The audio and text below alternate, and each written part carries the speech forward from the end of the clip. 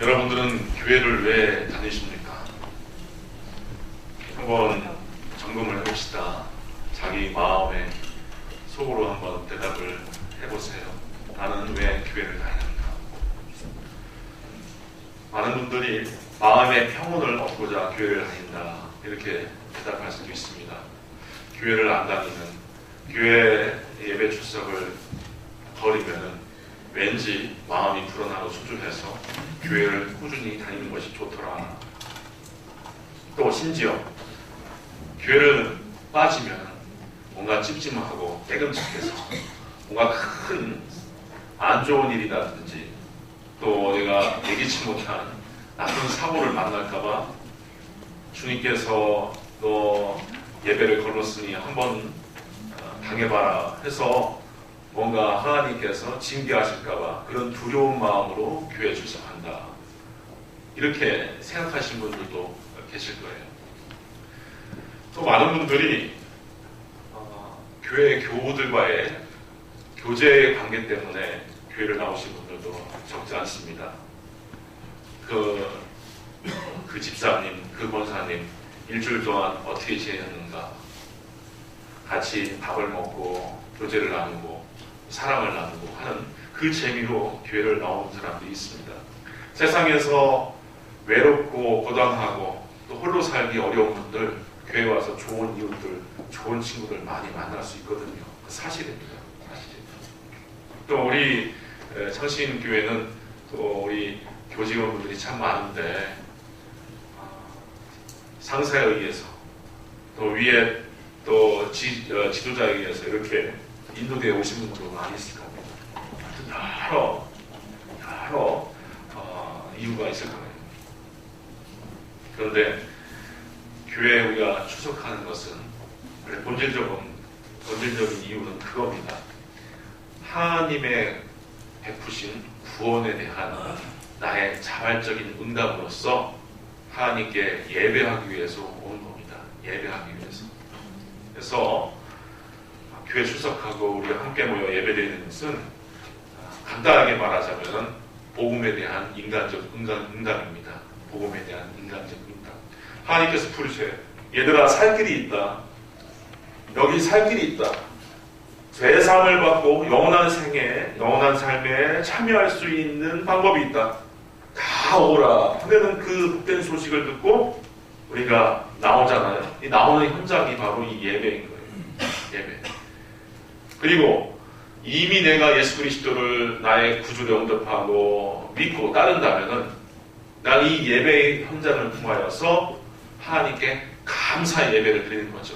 감사의 예배를. 그러기 위해서 우리가 모이는 거예요. 근데 친구를 사귀기 위하여서 또 모종의 목적을 위해서 또한 뭔가 불안해서 불도들이 불공을 들여서 자기의 생애의 여러 가지의 문제나 어려움들을 하소연하고 평온을 얻고 그 물 한 바가지 떠먹고 향내 맡고 가면은 마음에 편하다는 거예요. 불자들은 암자에 올라서 약수물 떠먹고 향내 맡고 부처님한테 이렇게 절을 하고서 돌아가면 마음이 평안이 온대요. 그런 차원에서 우리가 모이는 건 아닙니다. 아시겠죠? 그런 차원에서 모이는 건 아니에요. 여러 이유가 있지만 우리가 간적으로 예수 만나고 돌아가야 됩니다. 예수님 만나고 돌아가야 돼요. 예수님 만나고. 제가 먼저 섬겼던 교회에서 경로대학을 담당한 때가 있었습니다. 경로대학 참 많은 예산을 들여서 아주 융숭한 대접을 해드려요. 대개 교회들 경로대학 가면 오전 프로그램을 하고서 딱 끝내고 식사 대접하고 보내는데 우리는 식사 대접 끝나고서 서예반, 탁구반, 영어회화반, 일어반 이런 정말 대학의 학과처럼 그렇게 설치를 해서 얼마나 잘 어르신들을 대접하고 이렇게 섬겨드리는지 몰라요. 그래도 소문이 나서 많은 이웃의 불신자들이, 어르신들이 이렇게 몰려옵니다. 근데 해가 가면 갈수록 제가 이렇게 관찰할 때 보면은 이거는 아닌데 라고 하는 생각이 들 때가 있어요. 이건 아닌데. 저들이 교회 뜰을 밟고 돌아갈 때 기왕 와서 교회에서 제공한 밥도 드시고 교회 뜰을 밟고 가는데 저들에게 예수의 생명이 들어가야 되는데 저렇게 같이 놀고 배우고 익히고 밥해 먹고 돌아가는 거 너무 허무하다. 이 생각을 참 많이 했어요. 교회들을 밟고 가면은 예수 만나고 하고 예수의 생명에 참여하고 예수 믿어 삶의 변화를 갖고 돌아가야 되는데 밥해 먹고 교양 얻고 사귀고 만나고 친구 삼고 하다가 돌아가는 것이 해가 갈수록 참 제가 허무하게 느껴질 때가 많이 있었어요. 깊은 산속 옹달샘 누가 와서 먹나요? 노래 알죠? 깊은 산속 불러봅시다. 옹달샘 누가 와서 먹나요? 새벽에 토끼가 눈 비비고 일어나 세수하러 왔다가 물만 먹고 가지요. 이 동요가요 진리가 담겨있어요. 진리가. 지금 제가 앞서 얘기한 저의 심정이 담겨있어요. 세수하러 왔으면은 뭐하고 가야 돼요? 세수하고 가야 돼요. 그게 목적을 이루는 거예요. 목적을 이루는 건데 세수하러 왔는데 왜 물만 먹고 가냐 이거예요. 네? 왜 세수하러 왔는데 물만 먹고 가냐 이거예요. 세수하러 가야지. 여러분들이 교회 문을 밟고 여러분들의 삶의 처소로 돌아갈 때는 예수의 생명과 예수의 능력에 참여해서 여러분이 삶의 변화력을 얻고 세상을 바뀔 수 있는 힘을 얻고 돌아가야 돼요. 네.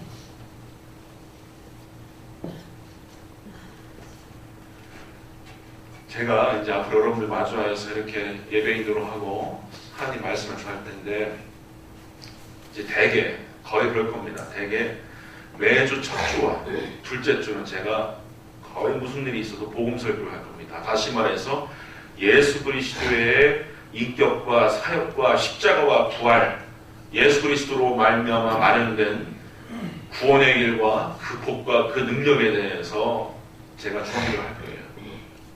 귀뜸드리는 겁니다.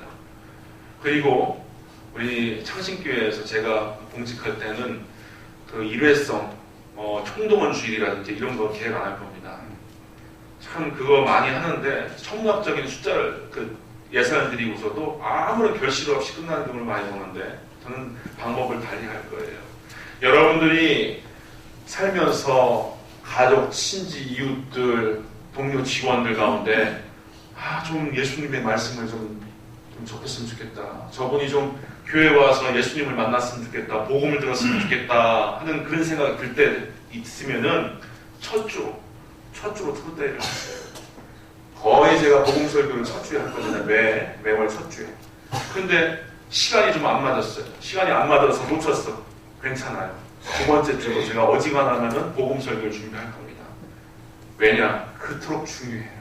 그리고 여러분들도 내가 아는 것 같지만 예수님에 대해서 잘 알고 내가 예수님을 잘 믿고 있는 것 같지만 이렇게 교육자의 눈에서 관찰하면은 아까 제가 앞서 말씀드렸던 다른 목적, 다른 동기, 또 다른 효과를 보려고 교회를 다니시는 분들이 적지 않거든요. 그거는 두 번째 문제입니다.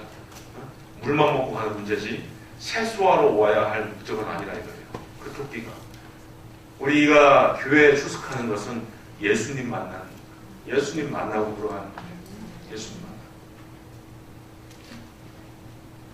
저희 모친께서는 그런 표현을 해요.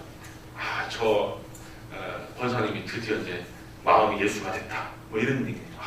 예수가 됐다. 오늘 설교 말씀이 예수가 된 말씀이다. 뭐 이런 말씀 하시는데 제가 무슨 뜻인지 몰랐어요. 참 기도 많이 하시고 아주 복음적인 어머님이신데 예수가 된다. 어떤 한 사람이 예수가 된다는 것이 그 사람이 예수처럼 살다가 십자가 못 박혀 산다라는 뜻이 아니라 그 삶의 주제, 그 마음의 심령의 주제가 그 테마가 예수가 된다. 예수여 된다. 이 뜻이더라고요. 우리 창신교회 모든 성도님들은 심령의 주제, 마음의 테마, 삶의 테마가 예수가 되기를 주님의 이름으로 축원드립니다. 네. 중요해요. 그래서 우리가 신앙생활을 할 때 예수님에 대해서 묵상을 하거나 십자가의 복음에 대해서 우리가 듣거나 또 설교를 할 때 아유 저거 내가 수십 년 전에 들었던 설교인데 저 지금 듣는 설교인데 뭐 늘 아는 얘기인데 저 빤히 아는 얘기인데 왜 또 저 얘기? 왜 또 저런 말? 이런 식으로 우리가 예수님의 십자가에서 나타난 하나님의 사랑과 긍휼 그리고 부활로 증거된 예수 그리스도의 놀라운 능력과 생명 여기에 대해서 우리가 식상해하고 진부해하고 하면은 이거는 신앙의 적신호예요. 아시겠어요? 예수님의 십자가의 사역과 부활 이 복음에 대하여 우리가 진부해하고 식상해하면은 이건 나에게 이건 적신호다. 내 신앙적 위기에 지금 봉착해 있다라고 스스로 작아진다고 하면 100%입니다. 100%. 늘 묵상해도 늘 설교를 해도 늘 들어도 감사하고 감동적이고 기쁜 것이 예수님의 복음이어야 되는 겁니다. 예수님의 복음. 오늘 본문은 예수님의 십자가의 희생의 의미를 밝히는 예표예요. 예표라고 하는 것은 미래에 발생될 일이 이 과거로 소급돼서 이 과거로 그려지는 일이 예표예요. 대개 예수님의 이 사건, 십자가 사건이나 소임시 사건이 아니고는 거꾸로예요. 과거에 있었던 일들이나 과거의 사건이 상징이나 문화적 관습이 되어서 미래로 이렇게 드리워집니다. 예를 들어서 출애굽 시기에 이스라엘 사람들이 급하게 누룩이 섞이지 않는 무교병을 막 해먹어야 되고 쓴 나무를 먹고 급하게 이집트를 탈출했어야 돼요. 그러니까 그 이후에 모든 유대인들은 출애굽을 기억하면서 어떻게 합니까? 6월절이 되면은 무교병과 쓴 나무를 먹어요. 그렇게 과거의 일들을 미래에 계속 이렇게 기념하며 살게 되는 거예요. 이것이 관습이고 문화적 상징이라고 할 수가 있고요. 한데 이 예표는 거꾸로예요. 미래에 발생할 실체가 미래에 등장할 실체가 과거로 이렇게 투영돼 갖고 이렇게 상징으로 이렇게 심어져 있는 일들 이게 예표인데요. 특히 성경을 보면 정말 소름 끼치게 놀라운 것이 예수님의 십자가의 공로, 예수님의 십자가의 복음, 예수님의 십자가의 구원이 이 창세기부터 막 심어져 있는 거예요. 참 재밌어요. 그래서 재밌어요. 여러분들 이제 앞으로 저와 이제 계속 뭐 말씀을 만나서 하겠지만은 여러분들이 구약을 읽어도요. 구약을 읽어도 구약의 주인공이 예수님이다라고 하는 것을 알고서 읽어야 됩니다. 너희가 성경에서 영생을 얻는 줄 알고 성경을 상고하거니와 이 성경이 곧 내게 대하여 증거하는 것이라고 하셨어요. 예수님께서 요한복음 5장에.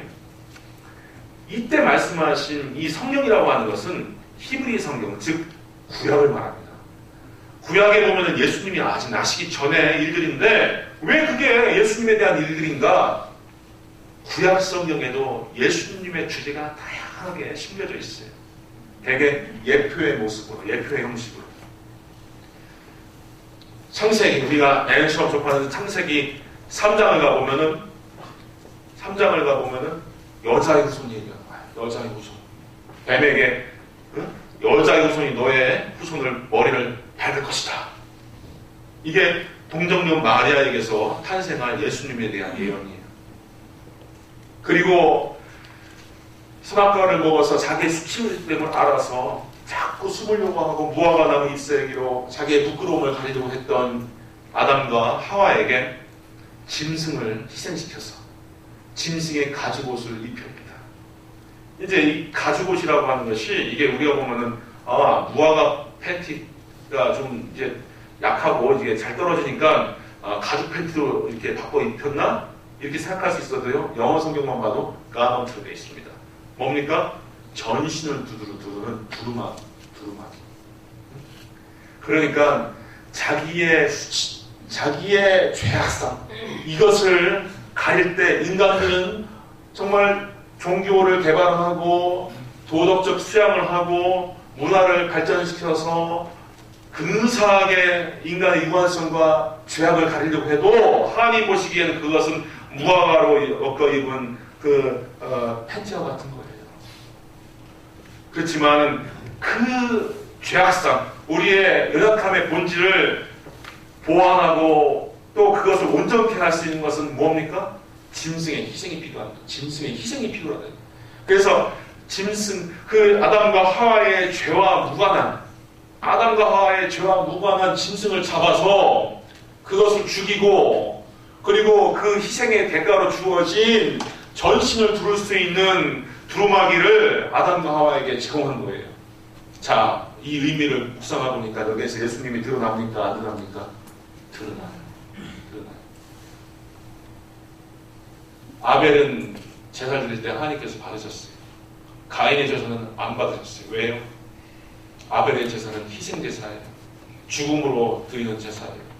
여기에 벌써 예수 그리스도의 십자가의 예표가 들어간 거예요. 하나님께서 기뻐 받으셨어요. 거기에 대하여 진노하고 질투해서 가인은 아벨을 쳐 죽였어요. 그리고 이제 유리하고 방어하고 도망가는 자가 되어서 이제 떠나갑니다. 이때 불안을 호소합니다. 하나님, 나를 만나는 자가 내 죄로 인하여 나를 또 심판하고 나를 죽일까 두렵습니다. 괜찮다. 내가 너에게 표를 줄 테니까 이 표를 보여라. 그럼 너를 만나는 자가 너를 살려줄 것이다. 해서 표를 만들어도 이게 표가 뭔지 몰라요. 정확하게 이 표가 뭔 표인지 모르지만, 자, 지금 남을 해하고서 죽여서 자기가 진노와 심판을 당할 사람인데 마땅히 죽어야 할 죄인인데 하나님께서 살 수 있는 표를 줬어요. 그래서 그 표를 제공하면은 자기가 지은 죄에 상관없이 삽니까? 죽습니까? 살아요. 여기도 예수님의 십자가의 예표가 들어가는 거예요. 구원의 예표가. 이렇게 창세기가 이렇게 계속 전개됩니다. 구원의 방주. 구원의 방주를 보세요. 거기는 정결한 짐승뿐만 아니라 더러운 짐승들 다 옵니다.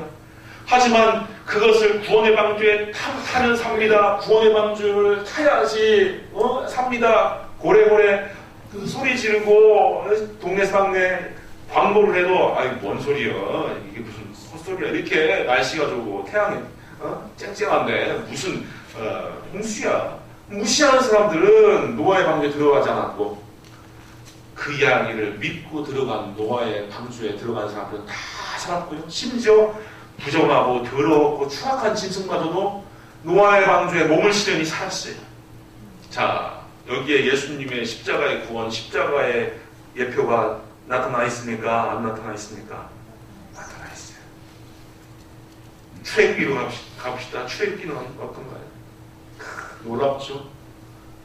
이집트에 10가지 재앙이 막 오는데 파라오가 강팍해서 이스라엘 사람들을 이렇게 놓아주지 않아요. 아이고, 지금 국가 경제가 망하게 생겼는데 이 노예들을 다 풀어주면은 나라 망하겠는데 어떻게 풀어주냐? 아, 싫다, 안 된다. 10번째 재앙은 어떤 재앙이었습니까? 애굽의 모든 장자를 다 쳐 죽이는 재앙 아닙니까? 그런데 이스라엘 사람들에게 소문이 들어왔어요. 하나님의 구원의 메시지가 선포되었어요. 입에서 입으로 전달됐어요. 살 수 있는 복음, 기쁜 소식, 굿 뉴스가 전달되었어요. 그 굿 뉴스가 뭐냐면은 어린 양을 잡아라. 그리고 그 피를 내라. 그래서 문설주와 임방에 어린 양의 피를 발라라. 그러면 하나님의 죽음의 사자가 그것을 볼 때 어떻게 하리라? 넘어가리라. 그래서 생명을 다 보존했습니다. 여기에서 6월절 사건, 6월이라고 하는 것은 1월, 2월, 3월, 4월, 5월, 6월이 아니라 넘을 6자, 넘을 월자예요. 하나님의 심판이, 하나님의 죽음의 사자가, 하나님의 진노가 그 피를 보고서 넘어간다. 그 뜻에서 6월절이에요. 자, 여기에서 우리가 알 수 있는 건 예수님 발견됩니까? 안 발견됩니까? 발견돼요. 발견돼요. 우리가 아무리 죄 많은 사람이라고 하더라도, 아무리 우리가 윤리적으로 형편없는 사람이라고 해도 예수 그리스도께서 나를 위하여 십자가를 돌아가시고 그 피가 내 심령에 발라져서 나는 예수님의 심령에, 예수님의 보혈의 공로에 참여한 자다. 믿는 자에게 하나님의 진노와 심판이 이르지 않는 거예요. 이르지 않는 거예요. 베드로 사도는 그래서 핏부림을 얻기 위하여 부름받은 사람, 성도의 정의를 그렇게 얘기했어요. 핏부림을 얻기 위해서 우리는 부름받았다는 거예요. 어떤 피? 예수 그리스도의 피. 예수 그리스도의 피. 그래서 우리가 예수 그리스도를 믿을 때 예수 그리스도의 보혈에 참여하고 그 문설주와 임방의 피를 보고서 죽음의 사자가 넘어간 것처럼 하나님의 진노와 심판이 넘어가는 겁니다. 넘어가는 겁니다. 레위기로 하면은 그 수많은 짐승의 제사들, 모든 그 짐승의 제사들도 다 한결같이 예수님을 다 예표하고 있는 겁니다. 짐승의 제사는 일회적이에요. 유한적이에요. 내가 거짓을 해서 지은 죄 때문에 짐승을 희생시켜서 죄상을 받았어요. 그런데 또 나중에 또 사기를 치고 나쁜 일을 했어요. 그러면 또 짐승의 제사를 드려야 돼요. 또 나쁜 부모님께 불효를 해서 죄 지은 게 있으면 또 그 문제를 가지고서 짐승의 제사를 드려야 돼요. 피해 제사를 드려야 돼요. 이렇게 반복적인 제사가 필요해요. 그렇지만은 하나님의 아들 예수 그리스도가 피 흘릴 수 있는 육체를 입고 오셔서 자기의 몸을 단번에 완전한 희생 제물로 드리셨어요. 하나님이 저 높은 보좌에서 짐승의 희생제사의 그 제물의 향기를 받으셔야 될 분이, 짐승의 그 타는 연기를 받으셔야 할 분이 본인이 제사를 지내기 위해가 있다고 했어요. 본인이 제사를 지내기 위해서, 본인이 제사를 지내기 위해 오셨을 뿐만 아니라 자기가 제물이 되셨어요. 자기가 제물이 되셨어요. 그리고 그 영원한 하나님께서 자기의 몸을 찢으시고 피를 내시고 모든 것을 다 내어주셨어요. 이렇게 희생 제사를 드렸어요. 피 흘림 없이는 사함이 없다고 했어요. 레위기에 피 흘림 없이는 사함이 없다. 이게 생명의 원리예요. 피 속에는 생명이 있습니다. 생명. 피는 생명의 등가물이에요. 예수님께서 십자가에 못 박혀 죽으실 때 모든 피를 다 내어 쏟기까지 군병이 옆구리를 쳐서 쭉 창을 팍 찔러서 올리면은 이 심장의 좌심방, 우심방에 팍 찔려서 마지막에 고여있는 심장에 고여있는 피까지 다 창을 타고서 내려옵니다. 다 피를 내어주셨어요. 누구를 위한 피입니까? 저와 여러분들을 위한 피예요. 저와 여러분들을 위한 피. 그 핏부림을 받은 자는 우리가 어떤 윤리적 결함이 있든 우리가 어떻게 살아왔던 그 놀라운 보혈의 공로로 다 예수 그리스도의 죄사함의 은총에 참여하게 되고 영원한 생명에 참여하게 되는 것이에요. 이게 구원이에요. 구원의 능력이에요. 이렇게 구약 성경도 도처에 제가 여호수아를 요즘 묵상하고 있는데 이것도 뭐 더할 두말하는 잔소리예요. 여러분들 우리가 예수님이라고 하는 말, 예수라고 하는 말은 이게 로마식, 고대 로마식 이름이에요. 테리우스, 브루투스, 코르넬리우스 하는 것처럼 로마 사람들은 남자 그 이름 뒤에 우스를 붙여요. 근데 예수님의 본래 이름은 헬라식으로 부르는 예슈아예요. 예슈아. 근데 예슈아는 이게 원래 히브리식으로 발음하는 것과 가장 근사하지만 아직 좀 원래 이름은 아니에요. 원래 이름은 그 헬라식 이름, 예수님의 헬라식 이름이 예슈아인데 예슈아의 진짜 발음은 예호슈아. 예호슈아가 바로 여호수아입니다. 모세가 가나안에 입성해서 젖과 꿀이 흐르는 그 복지에 들어갔습니까? 안 들어갔습니까? 못 들어갔어요. 이게 구약의 예표예요. 율법의 대표자인 모세는 요단강 건너서 복지로 들어가지 못합니다. 율법은 결코 우리로 하여금 하나님의 영원한 나라에 들어가게끔 하지를 못해요. 모세는 못 들어갔어요. 이것도 예표예요.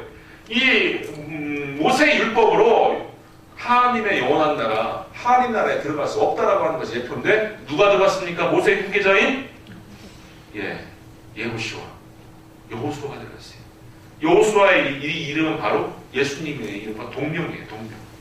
예수님의 이름은 여호수아예요. 슈아, 호슈아 누나, 호슈아, 슈아라고 하는 것은 구원이라는 뜻이에요. 예라고 하는 것은 여호와라는 뜻이에요. 그래서 예수님의 이름은 여호와의 구원이라는 뜻이에요. 여호와의 구원, 예호슈아. 그 여호수아가 가나안 땅에 자기의 백성을 이끌고서 요단강을 건너 들어갑니다.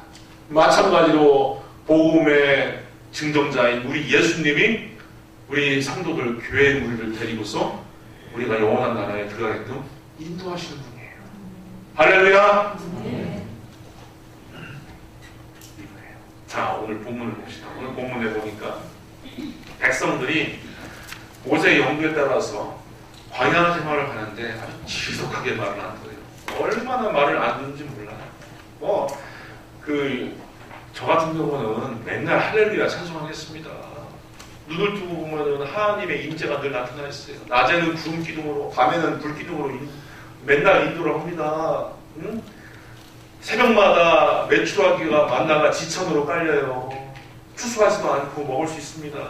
얼마나 감사해요. 바위를 치면 거기에서 물이 나타나요. 물이 나와요. 그러니 그렇게 기사와 이적과 능력이 매일처럼 드러나는데, 여러분들 이 출애굽 시절을 기록하고 있는 이 출애굽기를 보면요, 참 신기한 게 감사라고 하는 말이 없어요. 땡스기빙, 감사라고 하는 말이 나타나질 않아요. 참 아이러니죠. 아이러니.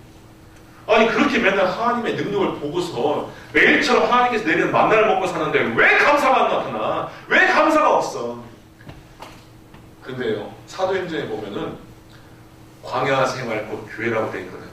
이 광야 생활이라고 하는 것이 어떤 예표가 있냐면 교회예요. 교회.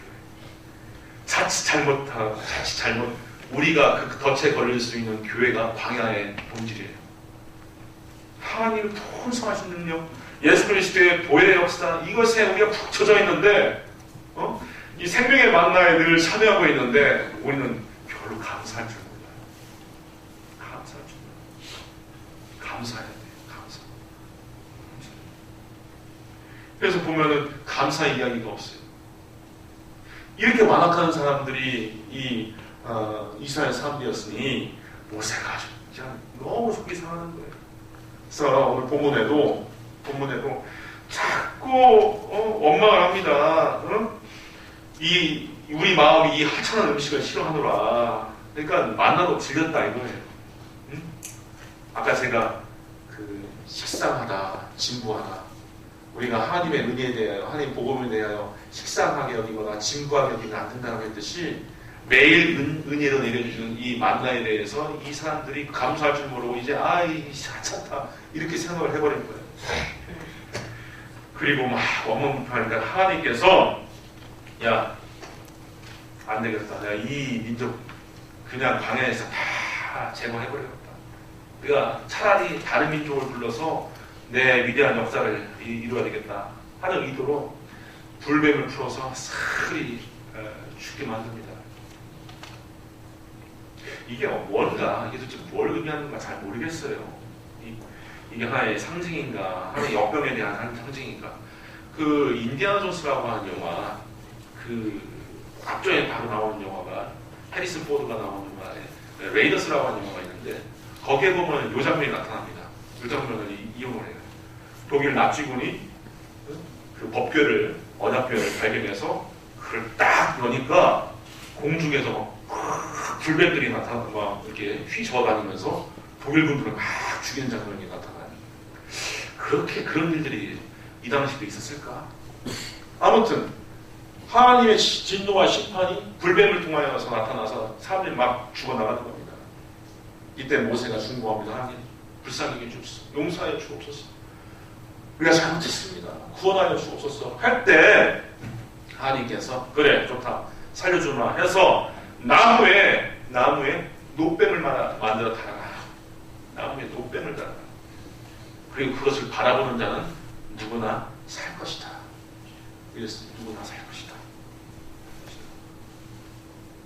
그런데 자, 생각해봅시다. 이 출애굽 전에도 이 굿뉴스가 이스라엘 진중에 막 퍼졌잖아요.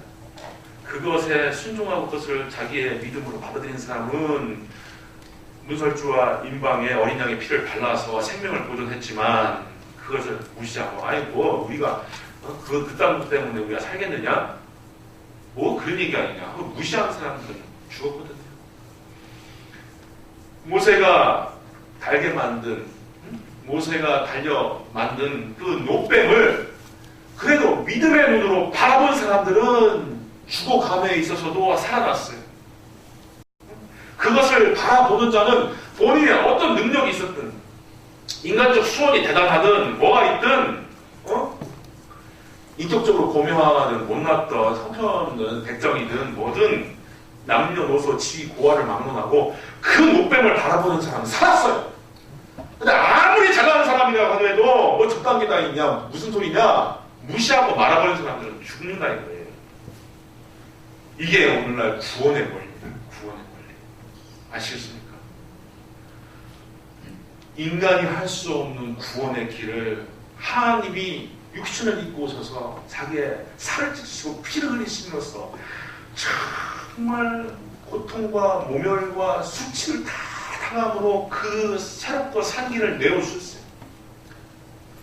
너희들은 율법을 통하여서 율법을 지킴으로써 이롭다함을 얻을 수 없어. 율법은 너희들의 연약함과 너희들의 부실함과 너희들의 죄악상을 낱낱이 드러날 뿐이야. 오히려 율법을 통하여 하나님의 진노만 너에게 임해. 하지만 율법으로 정죄하고 율법으로 너희들을 억누르는 그것에서 내가 살 길을 내어주었다. 율법이 요구하는 모든 진노와 형벌들을 내 아들 예수에게 담당시켰으니 너희들은 십자가에 달린 예수 그리스도를 믿어라. 그러면은 살 것이다. 그러면 살 것이다. 그래서 하나님께서 일방적으로 하나님의 방식으로 생명의 길을 우리에게 내려주셨어요. 그것을 우리가 믿고 받아들이고 예수께서 나의 구주가 되신다. 나를 살릴 만한 분이 되신다. 나를 살리실 만한 분은 바로 예수님이다라고 믿고 영접하면은 모든 사람들이 다 예수 그리스도의 생명에 참여할 수 있는 거예요. 너무 구원의 원리가 단순히 심플해요. 단순하다고. 이게 단순하다고 우리가 허투루 보내거나 우리가 무시해야 될 것이 아니에요. 고매한 것, 복잡한 것, 이거 너무 좋아하지 마세요. 여기 덫이 있습니다. 여기 덫이 있어요.